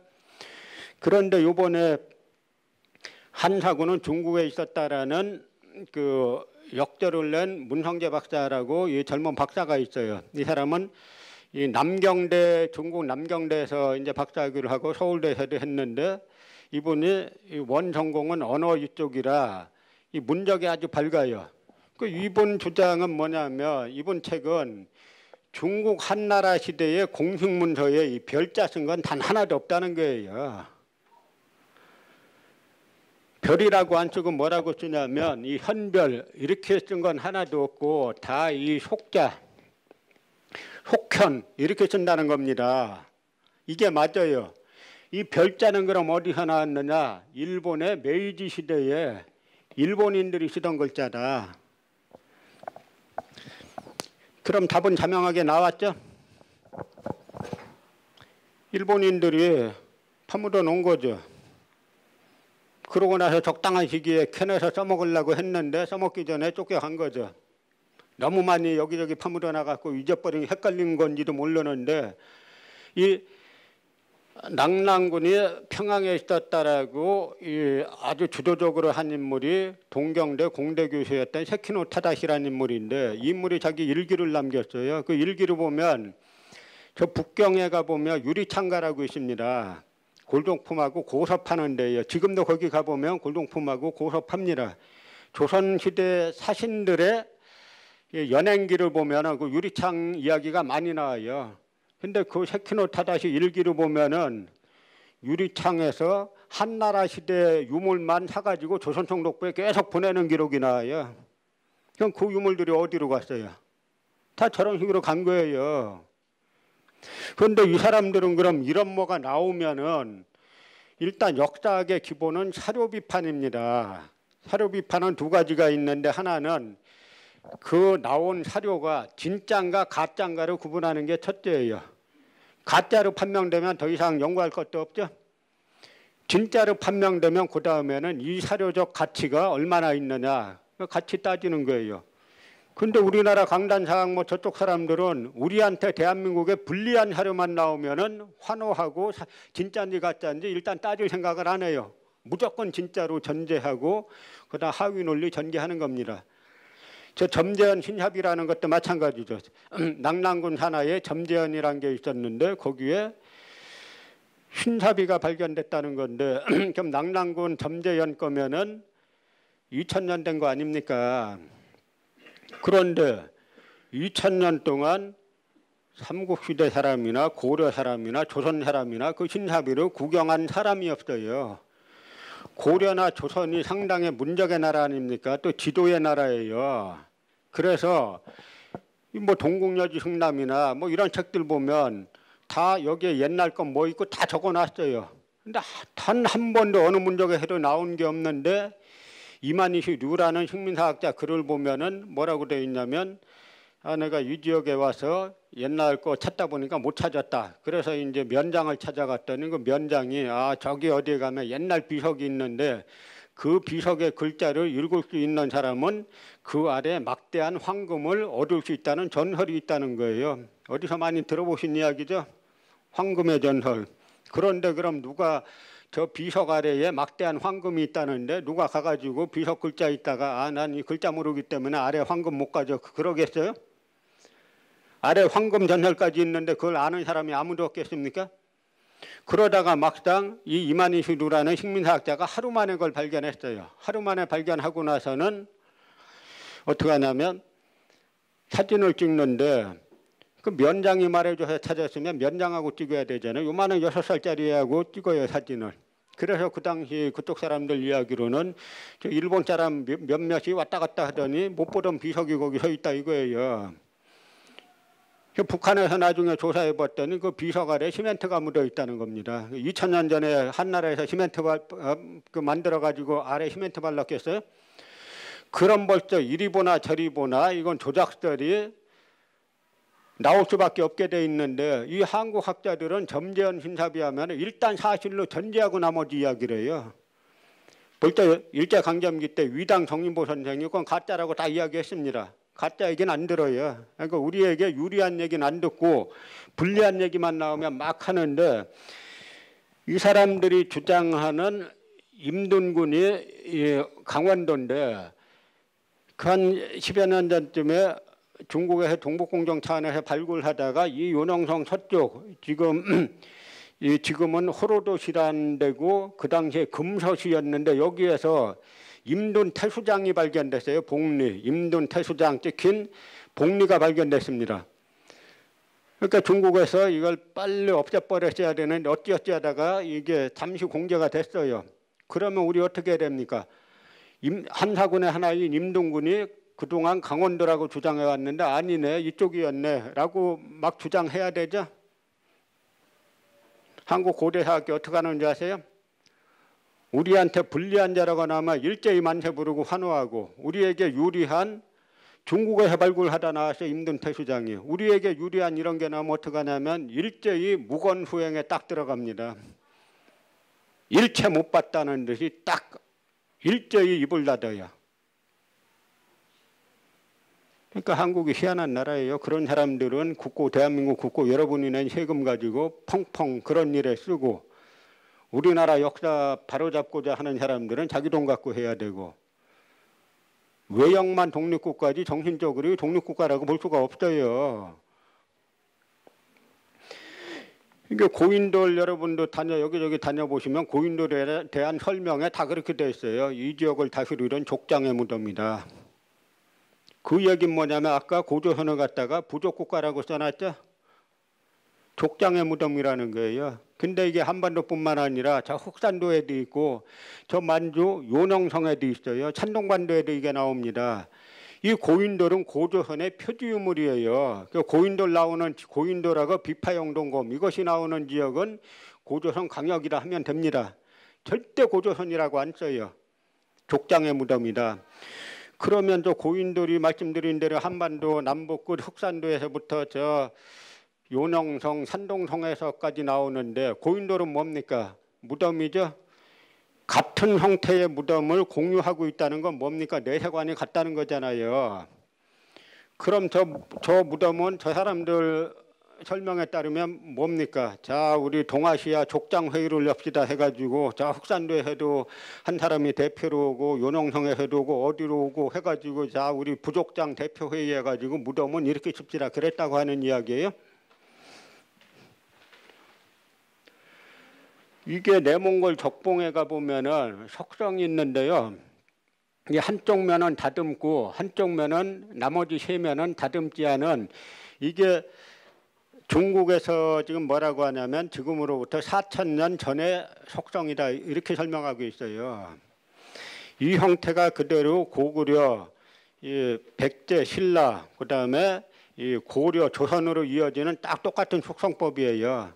근데 이 석성은 저쪽 중원 쪽으로는 전혀 연결되지 않습니다. 그래갖고 이번에 가가지고 이거는 BC 4000년 전의 석성이고 중원 쪽으로는 전혀 연결이 안 되고 우리 쪽으로만 그대로 연결된다. 그래서 고조선 초기의 석성이다라고 했더니 아니라고 난리치는 거예요. 그러더니 한 사람이 뭐라 그러냐면 이게 집터라는 겁니다. 그래갖고 우리 쪽 아까 그 문성재 박사라는 분이 당신 무슨 근거로 이걸 집타라 그러느냐. 상당히 높은 데 있어요. 근거가 뭐냐, 집타라고 주장하는 근거가 뭐냐. 그러니까 막 코나 몰리니까 나중에 이야기하겠다 그러더니, 나중에 세미나 때 하겠다 그러더니 안 하는 거죠. 여기서 뭘 할 수 있냐면 덮어놓고, 그 사람은, 저는 여기 여러 번 가봤는데 그 사람은 처음 와본 사람이에요. 처음 와본 사람이 이런 속성이 나오면 이게 우리하고 연결되는 거네. 최소한 자기가 식민사학을 하든 뭐하든 이거 한번 연구해 봐야 되겠다. 이게 기본 학자자세 아닙니까? 덮어놓고 부인하는 게 그냥 덮어놓고 아무런 근거도 없이 그 뭐냐라고 막 따지니까 그제서야 나중에 얘기하겠다 그러고. 그러니까 이게 지금 내몽골 족봉박물관에 있는 고조선 투구고, 이게 청동 이걸 만드는 거푸집인데요. 중국에서 발굴을 하다 보니까 고조선 유물이 계속 나오는 겁니다.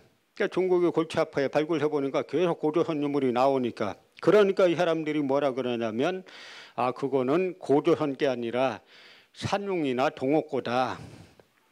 제가 아니 여기에 메이드인 산융, 메이드인 동옥 찍혀갖고 나왔나. 그걸 갖다 우리 학자들이 똑같이 이거는 고조선 게 아니고 산융이나 동옥고다 이렇게 주장하고 있어요.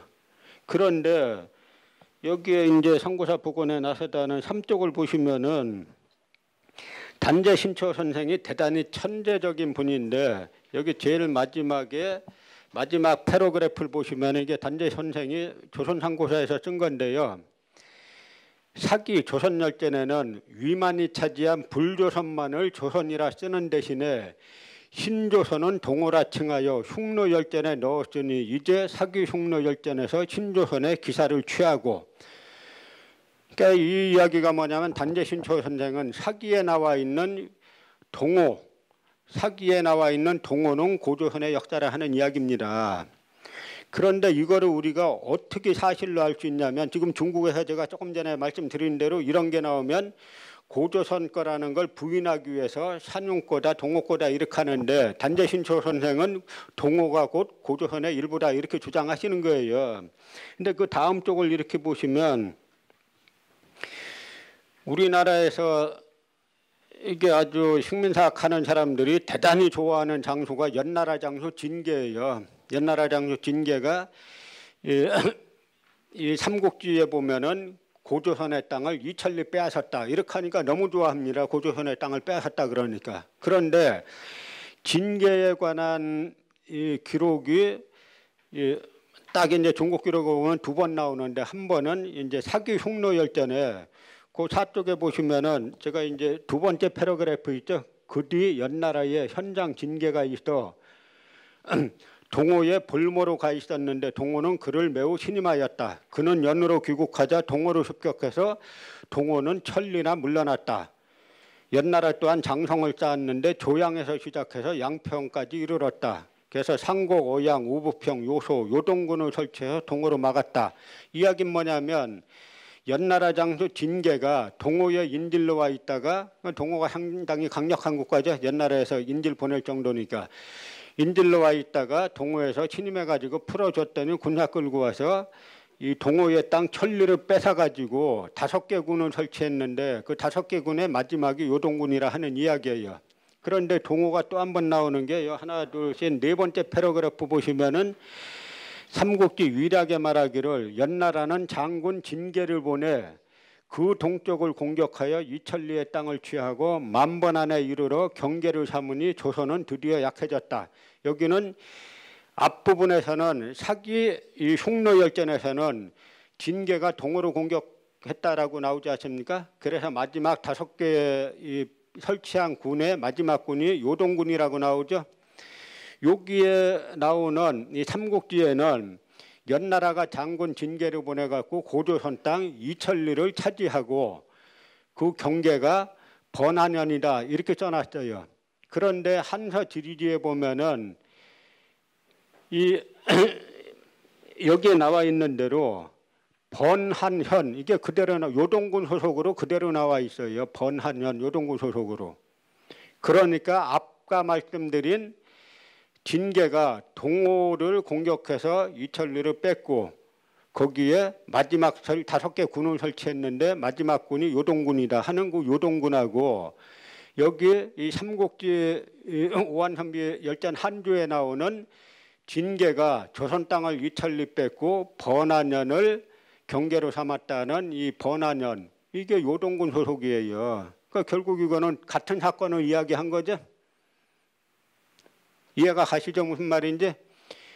윗기사에서는 마지막 설치한 군이 요동군인데 동호를 공격해가지고 천리의 땅을 뺏고 마지막으로 요동군을 설치했다 이랬어요. 아래 기사에서는 조선을 이천리 물리치고 만번안을 경계로 삼았다 했는데 그 만번안이 요동군 소속이에요. 그러니까 결국 같은 사건 적어놓은 거죠. 그러니까 단재 신초 선생이 사기 조선열전에 나와 있는 동호 이야기는 사기 흉노열전에 나와 있는 동호 이야기는 곧 조선 이야기다 하는 게 맞는 이야기죠.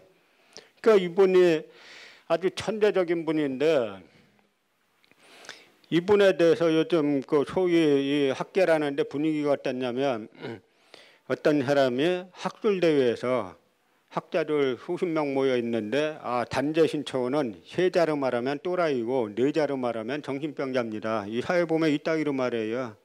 그 학자들이 그 말 듣고 가만히 있습니다.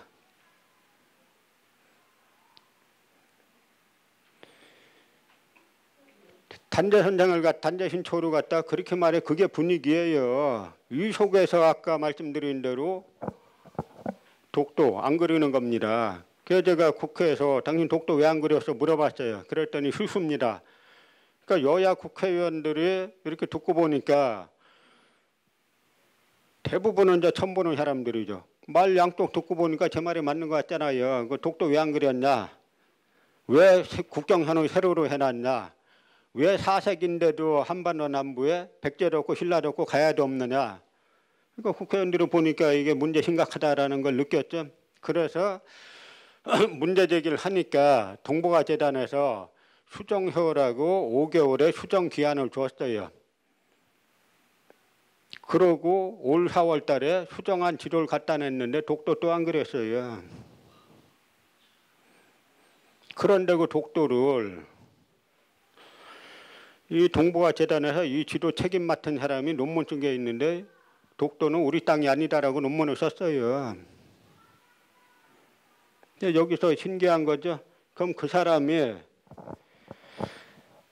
국사학 박사가 대한민국 국민 세금으로 봉급받으면서 독도는 우리 게 아니다 논문 쓸 때는 그 논문 쓰는 게 자기 출세에 보탬이 된다고 생각해서 썼겠어요. 그 논문 쓰는 게 자기 인생에 마이너스가 되지만 내가 쓰겠다라고 해서 썼겠습니까? 자기 출세에 도움이 되니까 썼겠죠? 또 안 그려왔어요. 5개월 수정기한을 줬는데 제가 그래서 작년에 모 중앙일간지 이제 논설 고문하고 뭐 우연한 기회에 만났다가 이야기했더니 이 양반이 이분이 이거 한번 칼럼 써야 되겠다 해가지고 동북아 역사재단에 전화를 걸었습니다. 걸어가지고 독도 문제에 관한 당신네 견해를 듣고 싶다. 그러니까 처음 전화 받은 사람이 이분이 깜짝 놀랐죠. 누가 동북아재단에서 전화 받은 사람이 독도 문제에 대한 동북아 역사재단의 견해를 듣고 싶다. 그럼 당연히 독도는 대한민국 거죠. 이럴 줄 알았죠. 그랬더니 잠깐 저는 그 제 담당이 아닙니다 하더니 다른 담당을 바꿔드리겠습니다 해가지고 전화를 바꿨어요. 이 사람이 봤더니 얘기 설명 듣더니 그건 제가 답변하기 곤란합니다고 또 딴 사람 또 바꿨어요. 이 사람은 제가 정확한 그게 아니고 또 딴 사람 또 바꿔줬어요. 그러더니 나중에 하는 말이 독도 문제에 대해서는 입장이 없습니다. 견해가 없습니다. 동북아 역사재단에 독도 연구실이 있어요. 견해가 없다는 게 독도가 어느 나라 건지 그게 견해가 없겠어요? 이 사람들 독도 어느 나라 거로 생각하는 거예요. 그러니까 일본에서 독도 도발할 때 이걸 다 알고 하는 거예요. 그리고 나홍지 사장님 같은 분이 계속 독도 문제 평생 이렇게 하셨는데 이 사람들이 카르텔 줘가지고 어느 대한민국 국민이 동북아 역사재단의 독도 연구실 소속 연구위원이 독도는 한국 거 아니다. 그 속마음을 가지고 일하는 줄 누가 알겠어요. 그러니까 일본이 독도 도발하면은 마이크로 그 사람들에게 갖다 댑니다. 그러면 뭐라고 하냐면 미래지향적인 한일 관계를 위해서 갈등은 지향하고 뭐 이딴 식으로 이야기하는 거예요. 그런데 요 사람들, 요 식민사, 요쪽 카르텔이 요즘 거의 요번에 이제 많이 드러났는데 마지막 남은 카르텔이 언론 카르텔이에요. 그래서 여야가 문제 제기해가지고 다시 수정기한을 줬고 5개월 수정기한을 줬는데 독도 또 안 그래 왔잖아요. 그러니까 이 지도 사업을 폐기시키고 그 들어간 돈 45억 중에 10억 원을 환수하라 그랬는데 어떤 언론이냐 찾아보시면 다 나와요. 이번 이 지도를 정치권이 개입해서 폐기시킨 거는 역사학계에 대한 정치권의 폭거다. 의회의 국회의 폭거다. 이따위로 논문을 이따위로 칼럼을 써요. 그러면 대한민국 국회에서 독도는 빼놓고 북한 강역은 다 중국에 넘겨주고 4세기에도 백제도 없고 신라도 없고 가야도 없는 지도를 그럼 대한민국 입장에서 내야 역사학계 존중하는 겁니까? 이런 상황이에요 지금. 그래서 저는 저뿐만 아니라 이쪽 하는 사람들은 진짜 대한민국 망하는 거 아니냐, 거의 뭐 한 얼추 망한 거 아니냐 이런 생각하게 돼 있어요. 아까 말씀드린 대로 고조선은 대륙 문명을 받아들이기 쉬운 위치에 있었으므로 문명이 가장 먼저 발달했다. 우린 문명 그게 없다는 거죠. 자발적으로 만들 능력이 없다는 거죠. 근데 이게 이 국보로 지정된 고구려 단유세문경인데요. 지름이 21cm인데 여기에 원과 선이 무려 누가 세어봤더니 13,000개가 그려져 있어요. 그린 게 아니에요. 주물 뜬 거죠. 지금도 못 만들어요 이거. 이게 역사 유물 이쪽을 하다 보면 그런 용어가 있습니다. 그 시대 기술로서는 나올 수 없는 물건들이 나오는 경우가 있어요. 이것도 지금도 못 만들어요. 그래서 계속 이 실패하다가 어떤 인간문화재 한 분이 겨우 복원에 했는데 어떻게 했냐면 하얀 돌에다가 현미경 같은 걸 끼고 몇 년에 걸쳐서 그린 거예요. 근데 이걸 갖다 밀랍으로 만들었는지 그분대로 뭐 돌에다 했는지는 알 수가 없어요. 밀랍으로 했을 가능성이 더 높을 수도 있죠. 그러면 이 청동기를 만들 때 청동기술의 핵심은 아연이 들어가야 되는데 아연은 섭씨 700~800도면 증발하는데 청동기를 만들려면 1200도, 1300도까지 가열해야 돼요. 그러니까 1200~1300도까지 아연이 증발하지 못하게 잡아두는 게 청동기술의 핵심인데 고조선 청동기에는 이 아연 합금 비율이 20%에서 25%까지 나옵니다. 동시대 중국의 청동기는 0.5%, 많아봐야 1% 나와요. 그거는 기술이 있는 게 아니라 그냥 들어간 거죠. 그러면 어떻게 가르치면 됩니까? 우리 교과서 뭐라고 가르치냐면 위만이 연나라 사람 위만이 철기를 중국에서 가져왔다 이렇게 가르쳐요. 그래서 제가 위만에 관한 중국의 1차 해를 다 뒤져봤어요. 철은커녕 쇠금자도 없어요. 그냥 우리는 역사 발전 능력이 없기 때문에 중국에서 가져왔다 그냥 이런 식으로 가르치기 위해서 하는 겁니다. 그러면 이런 우수한 당대 세계 최고의 청동 제조 기술을 가진 고조선이 철기로 발전했다 하면 간단한 거예요. 뭐 더 이상 문제 삼을 게 뭐가 있습니까? 그런데 아니야, 우리는 역사 발전 능력이 없어, 외국에서 가져와야 돼. 그런 한국사 정체성론이 지금은 식민지 근대화론으로 바뀌어갖고 일제강점기 때 우리가 발전했다. 곧 일제강점기는 우리에게 축복이었다 하는 겁니다. 거기서 건국절이 나오는 거예요. 그럼 뭐 시간이 많이 흘러가지고 한 말씀만 드리면 여기에서는 고구려하고 수나라 당나라하고 왜 싸움이 되느냐, 왜 싸움이 되냐면 싸움이 되는 이유를 이 광교토대왕 비문 첫 대목이 말해주고 있어요. 첫 대목은 옛날 시조 추모왕께서 만드신 터전이다. 추모왕께서는 북부에서 나오셨으며 천재지자 하느님의 아들이고 어머니는 하백의 따님이시다.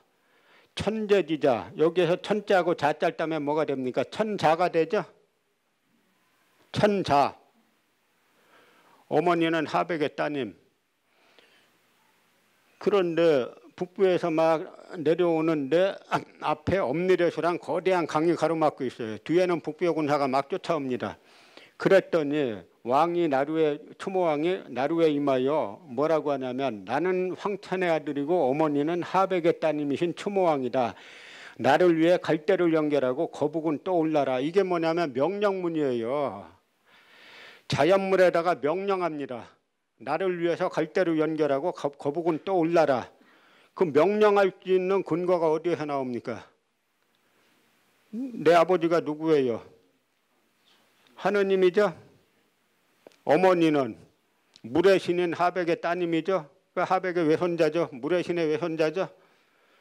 하늘의 친손자이자 물의 신의 외손자예요. 그러니까 나를 위해서 갈대를 연결하고 거북은 떠올라라 하니까 원문의 응성, 그 말씀에 응해서 갈대가 연결되고 거북이 떠올랐다. 이게 광교토대왕 비문 첫 대목입니다. 여러분, 이게 사실인 것 같아요? 거짓말인 것 같아요? 고려 마렵에 고려인 유규보가 이런 말을 합니다. 고려인 유규보가 고려 사람들, 여러분 고려란 나라의 시조가 누굽니까? 우리 왕건이라고 배웠죠? 왕건은 시조가 아니에요. 중시조예요. 고려 사람들. 고구려는 나중에 고려하고 비교하기 위해서 쓴 거고 다 고려입니다. 국호는. 자기네 시조는 추모왕이에요. 왕건은 중시조입니다. 그런데 이 유규보가 이 고려 사람들, 그때 13세기 이 무렵에 고려 사람들 보니까 막 빨래하는 안악내나 뭐 꼴배는 목동이나 시조 추모왕 이야기하는데 막 하늘 날아다니고 뭐 어쩌고 이게 막 그 황탄하더라 이거예요. 그래서 나는 공자의 제자로서 공자가 괴력난신에 대해서 말하지 말라라고 했기 때문에 난 안 믿었다. 그런데 어느 날 우연히 구삼국사, 그러니까 삼국사기 김부식이 편찬하기 이전에 삼국사기 편찬할 때 참고했던 책 중에 구삼국사가 있어요. 구삼국사를 봤더니 이 사람들이 얘기하는 것보다 한술 더 떨어라 이거예요. 그래서 자기 안 믿었는데 세 번을 보니까 이게 귀의 이야기가 아니라 신의 이야기였고 환상할 때 환의 이야기가 아니라 영의 이야기였다. 바로 그겁니다. 이스라엘 사람들이 모세가 홍해 갈랐다고 믿죠. 말로는 설명이 안 되죠. 이스라엘 사람들이 그걸 왜 믿냐면 자기는 천손이라 이겁니다. 하느님의 자손이라는 거죠. 택한 받은 백성이라는 거죠. 똑같이 이게 뭡니까? 천재지자. 고조선 고구려 사람들은 자기 자신들이 천손의 자손이라는 생각을 가지고 있었어요. 바로 우리가 지금 상실한 게 바로 이겁니다. 천손의 후예라는 사상. 그렇다 그래서 우리가 천손의 후예니까 남을 억압하거나 이렇게 나가면 안 되는 거죠. 그러나 우리 내부에서 우리는 천손의 자식이다. 그래서 이게 뭐냐면 이 고조선 유적지를 다녀보면 항상 뭐가 있냐면 하늘에 제사 지내는 유적들이 있어요. 하늘에 제사 지낸다는 건 뭡니까? 우리가 천손의 자식이라는 거죠. 그래서 여기 보면은 삼국사 영영학교에 보면 대학 박사 이문진에게 서기 600년에 고사를 요약해서 신지 5권을 만들게 했다. 근데 보세요. 국초에 처음 문자를 사용할 때 그때 사람이 사실을 기록해 100권을 만들었는데 이름을 6이라고 했다. 이에 이르러 깎고 고친 것이다. 여기서 뭐냐면 국초에 나라 처음에 역사서를 쓰는데 100권 쓸 얘기가 뭐가 있어요. 그렇죠? 생각해 보니까 이 역사서로는 한자 한자 다 살펴봐야 돼요. 나라 초기에 자기는 역사서 쓰는데 100권씩이나 쓸 얘기가 뭐가 있겠습니까? 그럼 여기 100권 쓴 역사서 내용은 뭐겠어요? 당군조선의 얘기겠죠? 그 이야기가 바로 삼국유사 왕력주에 보면 이 고구려제 제1대 동명왕 갑진년에 즉위하여 18년을 다스렸는데 성은 고시고 이름은 주몽이다. 추모라고도 한다. 단군의 아들이다. 이렇게 써놨죠. 삼국유사 왕력조에 고구려 시조 추모왕을 단군의 아들이라 이렇게 써놨어요. 그래서 고구려는 단군조선의 계승의식을 갖고 있고, 그래서 이 사람들이 천선사상을 갖고 있는 겁니다. 그래서 우리나라가 100여 년 전에 뭐 이제 정리를 하겠는데요. 100여 년 전에 일본에게 나라를 거의 빼앗기려고 하니까 이때 국사 열풍이 일어나는데 대종교 위대 교주하셨던 무원 김교원 선생을 비롯해서 이분들이 이 나라가 이 당당하던 나라가 왜 이렇게 망했냐, 원인을 찾다 보니까 유학의 사대주의 때문에 망했다. 그래서 유학을 버리다 보니까 비로소 단군이 보이는 거예요. 그래서 그때 일제히 이제 단군을 갖다가 그 민족의 시조로 숭앙하는 작업을 하는데, 일제 강점기 때 독립운동가들 체포한 일본 기록을 보면은 대종교 신자면서 예수교 신자가 또 많아요. 둘이 같이 믿었어요.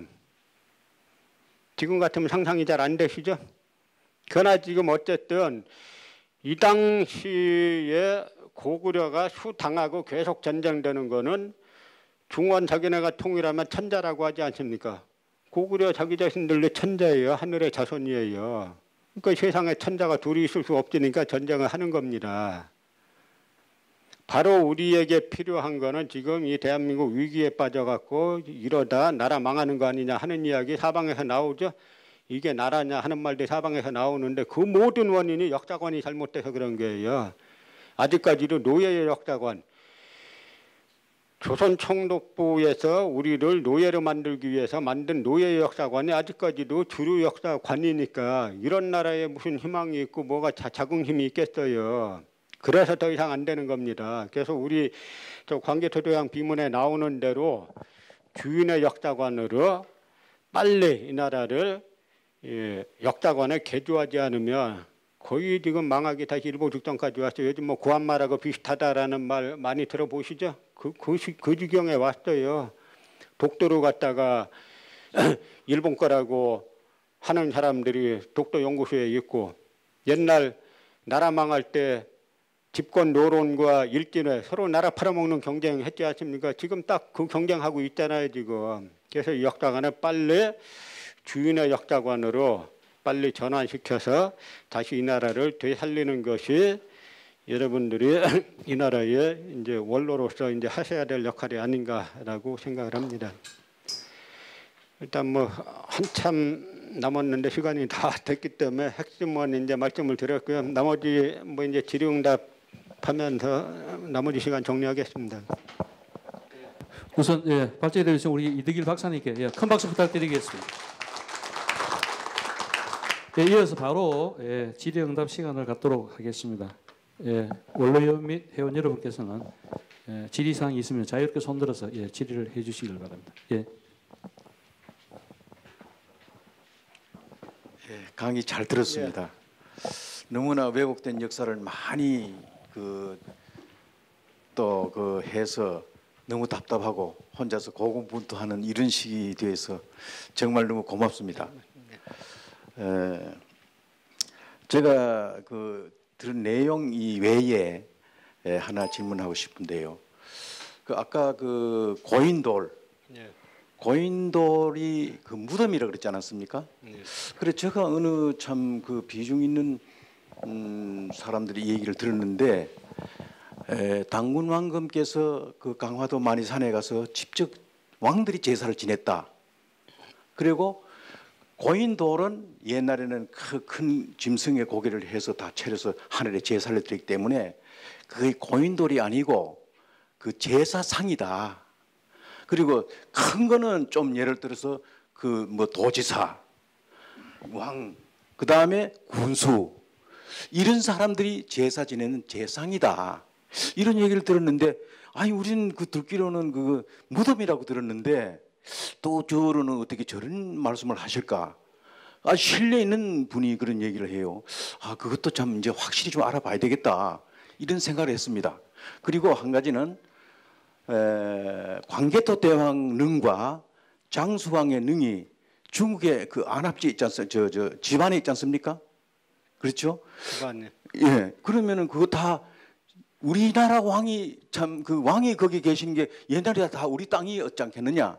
아무리 동북 공제를 한다 하더라도 그것이 우리 저 옛날 왕들이 거기 가서 계시는데 참 우리 민족도 가서 참 허물어져 가는 걸 좀 새로 쌓고 하고 싶은 생각도 많이 있는 걸 제가 느꼈습니다. 네. 그 장수왕의 능에는 그 큰 돌기 기둥을 했는데 그것도 다 빼가고 지금 무너지는 이러한 형상인데 참 국가에서 너무나 좀 생각을 하지 않고 있지 않느냐 이런 생각을 하고 있습니다. 예. 예, 고맙습니다. 첫 번째 말씀하신 고인돌의 성격이 딱 무덤만이 아니라 하늘에 제사 지내던 장소 아니냐, 그건 저도 맞다고 생각합니다. 그런데 어떤 고인돌에는 뭐 인골도 나오고 하기 때문에 이제 무덤 고인돌이 워낙 많으니까 획일적으로 이게 뭐다라고 딱 할 수는 없다라고 생각하고요. 이제 때로는 무덤의 성격을 띈 것도 있고 하늘에 제사 지내는 뭐 그런 성격을 띈 것도 있고 하다고 생각하는데요. 이제 단대신초 선생은 고조선을 갖다가 흰조선, 말조선, 불조선 이 셋으로 나누는데 그래서 이제 황제가 있고 부왕들이 양쪽에 있었다는데 이게 흉노의 편제입니다. 흉노가 가한 황제가 있고 이제 좌연왕, 우연왕이 있는데 이제 단재신초 선생도 그 비슷하게 말씀하시는데 그런 어떤 이제 단재 선생이 말씀하신 삼조선 그 삼조선의 이 중에서 황제 무덤은 어떤 거고 어떤 건 부왕의 무덤일 수 있고 이제 그런 부분들은 다 이제 일리가 있다라고 이제 생각하죠. 그래서 그 부분도 앞으로는 이제 뭐 연구해야 될 그 대상이고요. 그 다음에 뭐 강역은 저희가 이렇게 생각해야 됩니다. 뭐냐면 현재는 우리가 역사에서 이 역사 주권을 이야기할 단계지 아직 영토 주권을 이야기할 단계는 아니다. 그러니까 이제 우리가 세계사가 앞으로 뭐 저희 살아생전에 어떻게 크게 바뀔지 아니면은 50년 후에 바뀔지 100년 후에 바뀔지 200년 후에 바뀔지 모르는 거죠. 그러나 어떤 변화의 기회가 왔을 때 우리가 역사 주권을 확고히 하고 그 교육을 시키고 있으면은 기회가 왔을 때 역사 주권이 이건 나중에 좀 편집하시면 좋겠는데 역사 주권이 영토 주권으로 바뀔 수 있는 때가 오는 거죠. 그 기회가 사실은 우리가 국공내전 때였는데 이 중국의 국공내전 때 사실은 이 중국 국공내전의 이 흐름을 바꾼 게 우리 교포들 중국 교포들 이분들이 바꿨어요.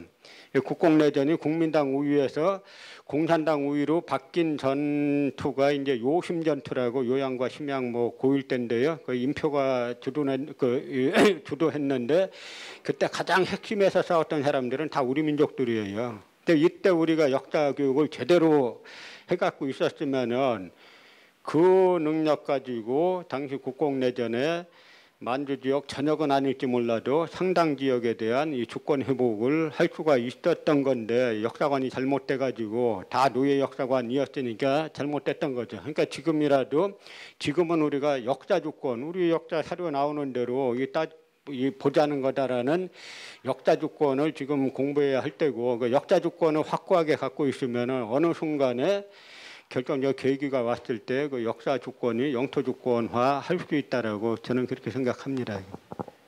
또 다른 분 예, 네, 앞쪽에 주십시오.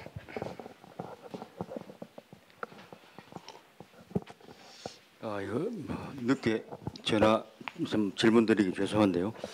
지금 말씀드린 대로 그 이 역사 주권하고 영토 주권을 혼합을 해놓으면 아마 안 될 겁니다. 그건 우리가 역사 주권 찾는 것부터 먼저 해야 하는데 이것도 안 되지 않습니까? 네. 그러니까 이거를 하려면 이번에 정부에서 그 잘한 것 중에 하나가 지금 뭐 야당이 반대를 하는데 그 국정교과서 국정화하는 거 있지 않습니까?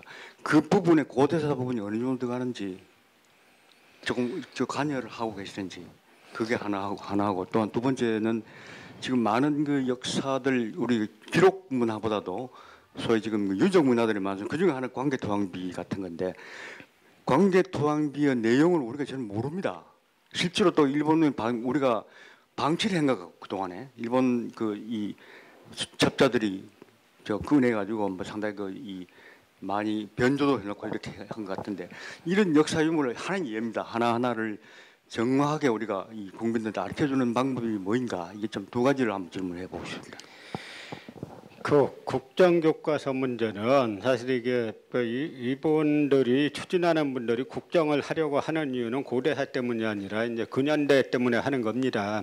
그래서 이제 근현대를 사실 뭐 이제 지금 정권 잡고 있는 분들 입맛에 맞게 이제 바꾸려고 하는 거기 때문에 그런데 이제 고대사 부분 뭐 어떻게 서술될지는 모르죠. 다 깜깜이니까. 근데 저쪽 강남 뭐 식민 저쪽은 사람이 많으니까 국정교과서 반대쪽에도 가담해 있고 국정교과서 지필진에도 가담해 있어요. 그래서 저는 어떤 식으로 서술될지 상당히 뭐 하는데 지금 다 깜깜이지 않습니까? 그러니까 모든 일은 당당해야 돼요. 정정당당하게. 벌써 숨어가지고 뭐 이렇게 해서 그것이 요즘 같은 때 뭐 얼마나 그걸 이제 그 지지를 받을지 모르겠습니다만 긴 안목으로 봤을 때 그게 과연 이제 오래 갈 수 있겠는가에 대해서는 조금 회의적으로 보고요. 그다음에 이 광교토대왕 비는 지금 우리 연구 인력이 그러니까 뭐냐면 우리의 시각으로 우리 역사를 바라보는 연구 인력이 절대적으로 부족해요. 그러니까 광교토대왕 비에 보면은 거기 뭐 여맨이 하는 뭐가 나오는데 처음엔 안 믿었어요. 근데 저기 내몽골에 가 보면 히라무랭강 거기가 옛날에는 바다 했던 데라 소금이 나와요. 그래서 짭니다. 가서 맛보니까 실제 뭐 짜니까 여기까지 왔다 하는데 지금 우리는 고구려의 최대 강역 해놓고 아까 제가 말씀드린 지금 요동으로 그려놓잖아요. 그거는 이제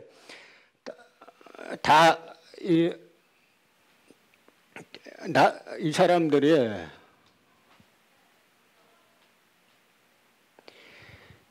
여기 보면은 고구려 삼국사기 고구려 모본왕조 서기 49년도에 보면 모본왕이 장수로 보내 한나라 북평 지금의 북경이죠. 어양 북경 북쪽 상곡 하북성 태원 을 습격했다 이렇게 나와요. 그 고구려가 어디를 공격했냐면 바로 북평 어양 상곡 이 태원까지 고구려가 습격했다는 기록이 공격했다는 기록이 삼국사기에 나와요. 근데 이 기록은 삼국사기에만 나오는 게 아니라 중국의 후한세에도 나옵니다.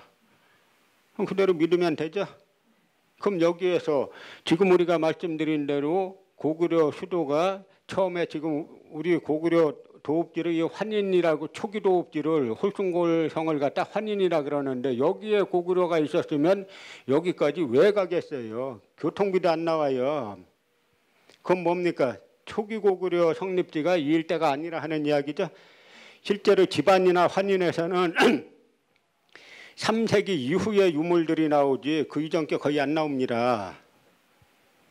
이 이야기를 보면 고구려가 이 태원까지 공격하는 건 왜 공격하겠어요? 거기에 자기네 이권이 있으니까 공격하는 겁니다. 근데 이 기사 삼국사기에도 나오고 후한사에도 나오죠. 식민사학계 못 믿어. 어떻게 고구려가 거기까지 갔겠어? 기록이 잘못된 거지. 이렇게 말하죠. 그러면서 고구려 최대 강역 그려놓고 이렇게 그려놔요.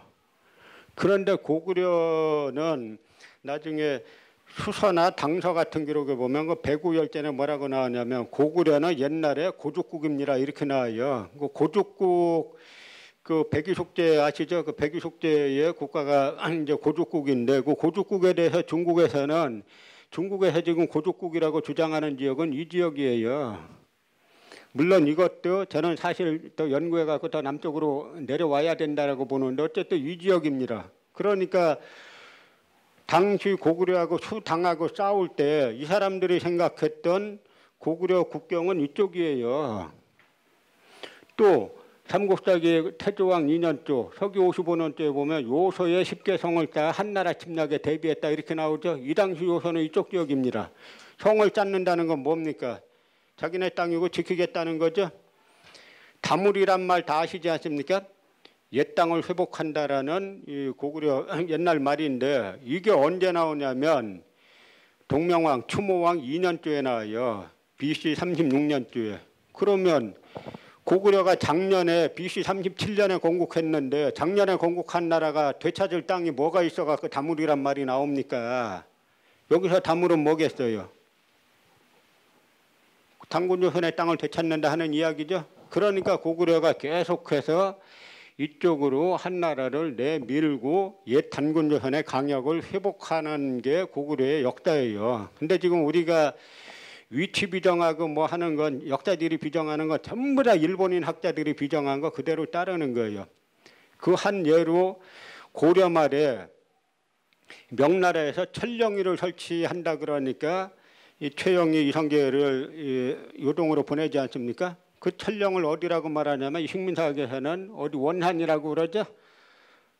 원한에 천령위를 설치하는데 이 고려는 왜 천령위 설치하면 이쪽으로 가서 싸워야지 왜 이쪽으로 갑니까? 말이 다 안 되는 이야기들이죠. 그 천령은 어디냐면 중국 기록에 보면 지금 심양 아래 요 심양고 아래쯤에 그 조 근처에 본계라고 있는데 그 본계가 옛날에 그 천령으로 나와요. 그러니까 여기에다가 명나라에서 천령으로 설치하려고 하니까 올라가는 겁니다. 왜 올라가겠어요? 고려가 자기네 땅이니까 올라가는 거죠. 그러니까 우리가 지금 전부 다 이 식민사학을 하다 보니까 일본인들이 고준선, 뭐 고려의 국경은 뭐 그 원산만에서 뭐 어쩌고 저쩌고 다 헛소리예요. 고려사 보면 이 훨씬 북쪽으로 다 나옵니다. 그리고 세종대왕이 김종서를 보내가지고 그 사군을 개척할 때 그 얘기가 다 나와요. 뭐냐면 김종서에게 오달 내렸어요. 너 윤관이 윤관이 고려지경이라는 비석을 세웠다는 거기까지 가봐라. 세종대왕은 상당히 꼼꼼한 사람이에요. 자기가 명령을 내렸으면은 그 답이 와야 됩니다. 그 고려에서 윤관이 고려지경 고려의 땅이다라는 비석을 세운 데가 어디냐면 이 공엄진 천춘정이라는 곳인데 거기가 두만강 북쪽 700리 지점이에요. 근데 그 지역이 바로 조선의 태조 이성계와 명나라의 이 주원장과 국경 조약을 맺은 데가 조선의 땅은 바로 윤관의 그 지역으로 맺었다라고 세종실록에 다 나와요. 그래서 이 조선과 이 명나라의 국경선도 이 두만강 북쪽 700리 지점까지 올라가야 되는 거예요. 제가 그냥 말씀드리는 게 아니라 다 사료에 있는 걸 가지고 제가 말씀드리는 거예요. 근데 전부 다 일본인들이 왜곡한 걸 아직까지도 그대로 받고 있는 거죠.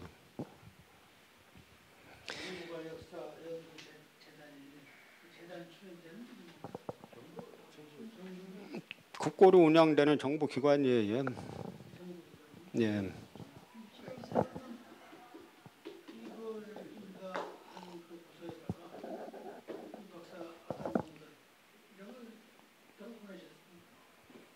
뭐 했냐고?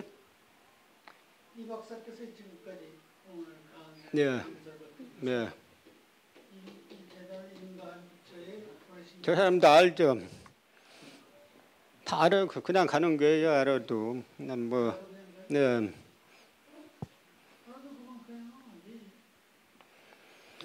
어떻게 저 사람들이 다 갖고 있고 뭐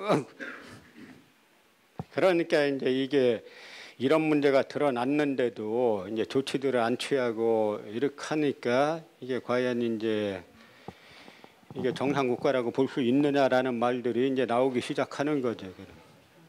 이해가 정상적인 사고 방식으로 보면 이해는 안 가는 상황인 거죠.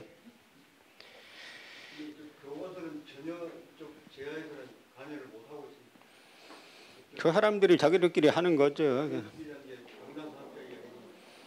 그 위원들 선정하는 사람들이 있지 않겠습니까? 그 사람들이 자기네들끼리 하는 거죠. 이게. 그러니까 무엇보다도 교과서 그 위원 선정할 때 선정 기준은 근현대사 바라보는 시각이에요. 이승만 정권하고 박정희 정권을 어떻게 보느냐, 그게 가장 중요한 판단 기준이지 고대사 부분은 아니에요. 근데 고대사에서 하도 이제 지금 지금 국정교과서가 비판을 받으니까 지금 이제 전향적인 내용이 고대사에서 뭐 실릴 가능성도 없진 않다라고 보죠. 그러니까 뭐 앞으로 지금 깜깜이 아무도 모르니까 그 사람들 외에는 아무도 모르니까 이제 나중에 발표해 보면 알겠죠. 그건. 자, 그러면 뭐 이 늦은 시간까지 잘 경청해 주신 여러분께 고맙다는 말씀을 드리면서 다음에 또 뵙게 되기를 바라겠습니다. 고맙습니다.